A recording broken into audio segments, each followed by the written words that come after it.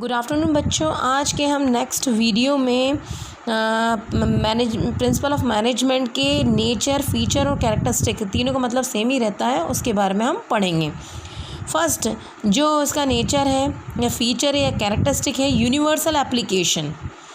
ये हम बार बार पढ़ चुके हैं। यूनिवर्सल एप्लीकेशन मैनेजमेंट जो प्रिंसिपल है वो यूनिवर्सल मतलब सब पे, ठीक है। कोई भी और किसी भी प्रकार की ऑर्गेनाइजेशन हो, उसका कोई भी साइज़ हो, बड़ा सा क्या कहते हैं, बड़ी कंपनियां ऑर्गेनाइजेशन जैसे मल्टीनेशनल कंपनी हो, मिडिल हो, ठीक है, या छोटी छोटी ऑर्गेनाइजेशन हो, किसी भी प्रकार की ऑर्गेनाइजेशन हो, मैनेजमेंट जो प्रिंसिपल है सब पे अप्लाइड होते हैं, ठीक है।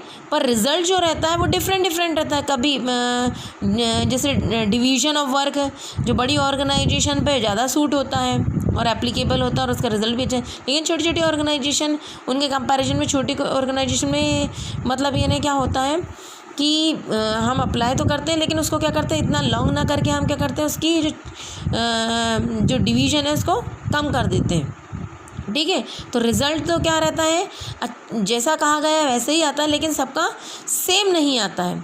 उसको थोड़ा सा हमको क्या करना पड़ता है, मॉडिफिकेशन करना पड़ता है, थोड़ा सा हमारे बिजनेस के हिसाब से उस प्रिंसिपल को क्या करना पड़ता है, थोड़ा सा हमको चेंज करना रहता है ताकि हमारे बिजनेस पे सूट हो जाए आगे कि नहीं। प्रिंसिपल ऑफ मैनेजमेंट यूनिवर्सल है, यूनिवर्सल नेचर है उसका, ठीक है। इसका मतलब ये कि सभी प्रकार की ऑर्गेनाइजेशन पे, चाहे उसका कोई भी साइज़ हो, कोई भी नेचर हो, सब पे सूट होता है।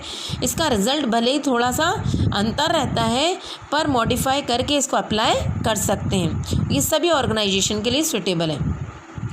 जैसे एग्जाम्पल दिया था, principle of division of labour can applied all the organisation, सब ऑर्गेनाइजेशन पे अप्लाई होता है। और रिज़ल्ट भी ये रहता है कि अगर काम को टुकड़ों में बांट दिया जाए, उसको उनकी एक्सपीरियंस के हिसाब से, उनकी क्वालिफ़िकेशन के हिसाब से, उनके इंटरेस्ट के हिसाब से, तो वो काम बहुत अच्छे से होगा। और एक पूरा वर्क ना करके एक पार्ट ऑफ वर्क करेंगे तो उसको काम को कर अगेन एंड अगेन परफॉर्म करके वो क्या हो जाएंगे, स्पेशलाइज्ड हो जाएंगे। तो ये रिज़ल्ट तो सब जगह एक जैसा रहता है, लेकिन क्या रहता है, कहीं ज़्यादा रहता है और कहीं कम रहता है। किसके ऊपर डिपेंड करता है, ऑर्गेनाइजेशन का नेचर और साइज़ के ऊपर, ठीक है। जनरल गाइडलाइंस, ये सिर्फ गाइडलाइन बताने का काम करता है, ये फिक्स नहीं है, ठीक है। जैसे साइंस क्या है, फॉर्मूला है, वैल्यू डालो निकालो आंसर, सब जगह सेम ही रिजल्ट आएगा। पर ऐसा मैनेजमेंट प्रिंसिपल नहीं है। मैनेजमेंट प्रिंसिपल ने बताया है कि मतलब उन्हें मतलब यानी सभी ऑर्गेनाइजेशन में उन्हें अप्लाई करके देखा और कोई ज़रूरी नहीं उस ऑर्गेनाइजेशन पे वो अप्लाई हुआ, तो मतलब यानी एक गाइडलाइन का काम करता है कि इस तरीके से आप काम करिए, ठीक है। पर ऐसा नहीं कि आँख बंद करके आप उसके प्रिंसिपल को अप्लाई कर दो, ठीक है। वो प्रिंसिपल जो रहता है, जो प्रिंसिपल अप्लाई किए जाते हैं वो कंडीशन के हिसाब से, ऑर्गेनाइजेशन के नेचर के हिसाब से परिवर्तन होते रहते हैं, ठीक है। मैनेजर जब अप्लाई करे तो वो ध्यान रखे कि ऑर्गेनाइजेशन का क्या साइज़ है, क्या नेचर है, ठीक है, इसको ध्यान में रखते हुए अप्लाई करें। जैसे बड़ी ऑर्गेनाइजेशन है तो डिवीज़न ऑफ वर्क ठीक है, लेकिन बहुत छोटी ऑर्गेनाइजेशन हम सारा काम कर सकते हैं तो डिवीज़न ऑफ वर्क ठीक नहीं है, ठीक है। अब जैसे वन मैन ऑर्डर है, यूनिटी ऑफ कमांड है। अब ये बताओ, यूनिटी ऑफ कमांड में एक बॉस रहता है, अगर मतलब यानी ठीक ठाक ऑर्गेनाइजेशन है, मीडियम या स्मॉल है तो वन मैन ऑर्डर ठीक है। लेकिन बड़ी बड़ी मल्टीनेशनल कंपनी है जहाँ हेडक्वार्टर एक देश में, दूसरे देशों में उसकी ब्रांचेज हैं, तो मोर देन वन बॉस तो चाहिए ना, ठीक है। सिर्फ ये मैनेजमेंट प्रिंसिपल क्या करते हैं, आपको गाइडलाइन देते हैं कि आप प्रॉब्लम सॉल्व कर सकते हो आपकी इन प्रिंसिपल की मदद से। इसने बिल्कुल रेडीमेड मतलब यानी सॉल्यूशन नहीं प्रोवाइड किया कि आप हर प्रॉब्लम को ये जो प्रिंसिपल है, एक फार्मूला है, वैल्यू डालो निकालो आंसर, ठीक है। तो ये क्या है, सिर्फ गाइड का काम करता है, ये परमानेंट रेडीमेड सॉल्यूशन नहीं है। जैसे प्रिंसिपल ऑफ फेयर रेम्यूनरेशन कहा गया है, तो ये अलग अलग कंपनी के ऊपर डिपेंड करता है। उन्होंने बोले कि अच्छी मतलब सही तनख्वाह दिया जाए एम्प्लॉयज़ को, काम जो भी ऑर्गेनाइजेशन में काम करते हैं तो अगर अच्छी तनख्वाह मिलेगी तो सेटिस्फाइड होकर फुल कंट्रीब्यूशन देंगे ऑर्गेनाइजेशन के ऑब्जेक्ट अचीव करने के लिए, हमने पढ़ा है ना, ठीक है। लेकिन ये फेयर रेम्यूनरेशन से मतलब ये है कि ऑर्गेनाइजेशन का नेचर, साइज़ और फाइनेंशियल कैपेसिटी के ऊपर भी डिपेंड करता है। अब मल्टीनेशनल बड़ी बड़ी कंपनी रहेगी तो 50,000 पर मंथ ठीक है, सही है कि मतलब इतनी तनख्वाह मिलनी चाहिए एम्प्लॉयज़ को, लेकिन वहीं स्मॉल कंपनी रहेगी तो 5,000 पर मंथ मिलेगा, ठीक है। तो किसके ऊपर डिपेंड करा, उनके हिसाब से वो फेयर है। तो ये किसके हिसाब से रहता है, नेचर, साइज़ और फाइनेंशियल कैपेसिटी के ऊपर, ठीक है। Evolutionary formed by practice and experience, ये इनकी उत्पत्ति हुई है। एवोल्यूशनरी मतलब जो भी जन्म हुआ इसका एक एक प्रिंसिपल का प्रैक्टिकल करके देखा, एक्सपेरिमेंट करके देखा, जब जाके डेवलप हुए। मैनेजमेंट प्रिंसिपल्स जितने भी विकसित हुए हैं, जितने भी बनाए गए हैं, काफ़ी गहराई से अध्ययन किया गया है, रिसर्च किया गया उनके काम पे। ये एक रात के अंदर डेवलप नहीं किए हैं। ये पर्सनल फीलिंग भी नहीं है कि कोई भी इंसान है उसकी पर्सनल फीलिंग भी नहीं है। एफ डब्ल्यू टेलर की इच्छा हुई तो उसने ये लिख के रख दिया, जैसे कोई उपन्यास लिख देते हैं, ऐसा नहीं है, ठीक है। उसने प्रॉपर ऑब्जर्वेशन किया, एक्सपेरिमेंट किया, ठीक है, लैब में, उसके ऑर्गेनाइजेशन में और अदर ऑर्गेनाइजेशन में भी, जब जाके उसने जो भी मतलब यानी महसूस किया उसको एक्सप्रेस किया है। जो भी गहराई से अध्ययन किया था ना उसने, तो वो एक्सप्रेस किया है। जैसे इन एग्जाम्पल दिया, principle of division is not developed overnight but the principle was developed when it is observe dividing the work result in improved performance and then this was tried and tested in different organization. When majority organization got result of specialization, then this principle was made. यानी principal of division of work ये developed हुआ एक रात के अंदर नहीं, ठीक है। प्रिंसिपल जो है डेवलप्ड हुआ, ये काम देखा उनने, ऑब्जर्व किया कि काम को टुकड़ों में बांट दिया, जिसका परिणाम ये हुआ कि उनका परफॉर्मेंस पहले से बेहतर हो गया, ठीक है। उन्होंने देखा कि पहले वो टायर्ड हो जाते थे, तो ये टेस्ट किया गया कि हम मतलब यानी इतना सारा काम वो खुद अकेले करते थे तो परेशान हो जाते थे, ठीक है। कुछ काम उन्हें पसंद है, कुछ काम उन्हें नहीं आता है ज़्यादा, फिर भी परफॉर्म करना पड़ता था उनको अकेले ही, ठीक है। तो और वो थक जाते थे। अब ये काम को टुकड़ों में बांट दिया, जिसको जो पसंद है उनकी क्वालिफिकेशन, एक्सपीरियंस और इंटरेस्ट के हिसाब से बांट दिया और टेस्ट के सारी डिफरेंट ऑर्गेनाइजेशन में, और देखा उन्होंने मेजॉरिटी जो ज़्यादा से ज़्यादा ऑर्गेनाइजेशन में जो क्या हुआ, उसका परिणाम ये हो कि काम करने में वो व्यक्ति again and again part of work में वो स्पेशलाइज्ड हो गए, ठीक है। फ्लेक्सिबिलिटी मतलब चेंज होता रहता है।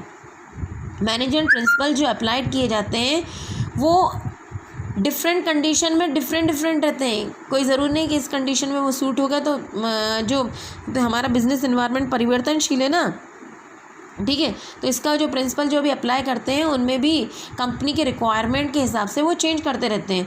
अब जैसे हमारा जो बिज़नेस पहले छोटा था तो हमने यूनिटी ऑफ कमांड यानी वन मैन ऑर्डर किया, लेकिन अब हमारा बिज़नेस बढ़ता गया, बढ़ता खूब बड़ा हो गया, और आजकल आपने देखा लेटेस्ट टेक्नोलॉजी वगैरह यूज़ करते हैं। और हम जो पहले से बिज़नेस कर रहे थे, जो वो लेटेस्ट टेक्नोलॉजी के बारे में नॉलेज नहीं है, तो ऐसी कंडीशन में हमें दूसरे विशेषज्ञों की ज्ञान की ज़रूरत रहती है, तो मोर देन वन बॉस की भी ज़रूरत पड़ने लगी। तो यानी क्या हुआ कि जैसा समय आए तो उस हिसाब से हमने प्रिंसिपल को चेंज कर दिया और उनको मॉडिफाई करके हम यूज़ कर सकते हैं, ठीक है। जैसे ये वाला द प्रिंसिपल ऑफ सेंट्रलाइजेशन मालूम है ना, पावर टॉप लेवल के हाथ में रहता है ज़्यादातर, है ना, कंसंट्रेशन ऑफ पावर। ज़्यादातर जो भी डिसीज़न लेने के पावर जो रहते हैं वो क्या है, किसके हाथ में रहते हैं, अधिकार टॉप लेवल के हाथ में। लेकिन क्या होता है कि किसके ऊपर डिग्री मतलब ये सेंट्रलाइजेशन भी कंपनी ऑर्गेनाइजेशन का नेचर और उस किस टाइप का है, उसका साइज़ क्या है, उसके ऊपर भी डिपेंड होता है, ठीक है। जैसे बड़ी मल्टीनेशनल ऑर्गेनाइजेशन है, मल्टीनेशनल कंपनी है, तो ये क्या होता है सेंट्रलाइजेशन मतलब कुछ मुख्य जो डिसीज़न वो जो टॉप लेवल लेता है, लेकिन उसका जो पार्ट ऑफ वर्क रहता है ज़्यादातर प्रोडक्शन वर्क वगैरह, तो वो क्या करता है डिसेंट्रलाइजेशन में कन्वर्ट कर देता है, डिस्ट्रीब्यूट कर देता है उसका work. Behaviour in nature, management principle जो रहता है वो गाइड करता है, जिससे एम्प्लॉयज़ के बिहेवियर भी परिवर्तन होता है। जैसे हमने वो पढ़ा था मेंटल रिवोल्यूशन, ठीक है। उसमें क्या हुआ, ये दोनों वो क्या कहते हैं, ऑर्गेनाइजेशन में 2 ग्रुप रहते हैं। एक ग्रुप रहता है कौन सा, मैनेजमेंट ग्रुप, दूसरा ग्रुप क्या कौन सा रहता है, एम्प्लॉयज़। मैनेजमेंट ग्रुप हमेशा ये सोचता है कि है ना, जो वर्कर काम कर रहे हैं वो जब देखो जब वेज सैलरी की डिमांड करते रहते हैं, और जब स्ट्राइक करते हैं, लॉकआउट करते हैं, ठीक है, ऐसी कंडीशन में ऑर्गेनाइजेशन का वर्किंग प्रोसेस रुक जाती है, ठीक है। और इस तरीके से मतलब हमें परेशान करते हैं। और ऐसे एम्प्लॉई भी ये सोचते हैं कि हमारे को कम तनख्वाह दे रहे हैं, हमसे बहुत ज़्यादा काम कर रहे हैं, ओवरबर्डन हो रहा है हमारे पर, ठीक है, हमारा एक्सप्लॉयटेशन हो रहा है। तो दोनों एक दूसरे को नेगेटिव थिंकिंग रहती है एक दूसरे के प्रति। ऐसी कंडीशन में क्या होता है कि क्या कहते हैं, मेंटल रिवोल्यूशन में बताया कि दोनों का अगर नेगेटिव सोचते रहेंगे तो ऑर्गेनाइजेशन का ऑब्जेक्ट कभी भी अचीव नहीं हो सकता और फुल कंट्रीब्यूशन नहीं दे सकते हैं एम्प्लॉइज। तो दोनों के पॉजिटिव थिंकिंग बना जाए एक दूसरे के प्रति, ठीक है। कि जो मैनेजमेंट है जब भी कोई निर्णय ले तो एम्प्लॉय को बुलाए, उनके सुझाव ले, ठीक है, उनके अच्छे सुझाव हो तो उन्हें ले और उन्हें नाम भी दे, ठीक है। वैसे ही जो एम्प्लॉयज़ वगैरह काम करते हैं ऑर्गेनाइजेशन में, वो छोटी छोटी बात पे स्ट्राइक ना करे, ठीक है, अपनी बात रखे मैनेजमेंट के सामने एक तरीके से, ठीक है। अगर कंपनी अगर फाइनेंशियल क्राइसिस से गुजर रही है तो ऐसी कंडीशन में वो क्या करें, अपने इंडिविजुअल ऑब्जेक्ट को सेक्रीफाइस करके ऑर्गेनाइजेशन के ऑब्जेक्ट को पर ध्यान दें, उसको अचीव करने की कोशिश करें। क्योंकि ऑर्गेनाइजेशन जैसे उन्नति करेगी और प्रॉफिट कमाएगी तो डेफिनेटली उसकी वेजेस सैलरी भी बढ़ जाएगी, ठीक है। तो इस तरीके से बिहेवियर में परिवर्तन लाया ना मेंटल रिवोल्यूशन कारण, ठीक है। एम्प्लॉयज़ की जो नेगेटिव थिंकिंग थी एक दूसरे के प्रति पॉजिटिव थिंकिंग, तो बिहेवियर में परिवर्तन आया कि नहीं, ठीक है। तो इम्प्रूव करता है बिहेवियर किसका, सुपीरियर, सबऑर्डिनेट और मेंबर्स ऑर्गेनाइजेशन का, और ठीक है, रिलेशनशिप इस्टेब्लिश करता है। जैसे प्रिंसिपल और डिसिप्लिन है, इम्प्रूव किया, मतलब कमिटमेंट की एम्प्लॉयज़ की ऑर्गेनाइजेशन के प्रति रहती कि वो अच्छे से काम करे, जो कहे वो उसको ईमानदारी से निभाए, ठीक है, उसके पूरे रूल रेगुलेशन के हिसाब से काम करें। और ये एम्प्लॉयज़ के रहते हैं और मैनेजमेंट का भी मतलब यानी कमिटमेंट रहते हैं एम्प्लॉयज़ के प्रति कि वो भी उनका ध्यान रखें, वर्किंग कंडीशन अच्छी होनी चाहिए, अच्छी तनख्वाह दी जाए, मतलब फेयर रेम्यूनरेशन दी जाए उनको, ठीक है, उनके हित का सोचें। तो इस तरीके से मतलब क्या होता है, ये प्रिंसिपल द्वारा उनके बिहेवियर को चेंज किया है। स्प्लिट डी क्रॉप्स मतलब ये नहीं कि जो एक साथ नहीं रह रहे थे तो उनको ये समझाया गया है कि वो एक यूनिटी टीम में काम करें।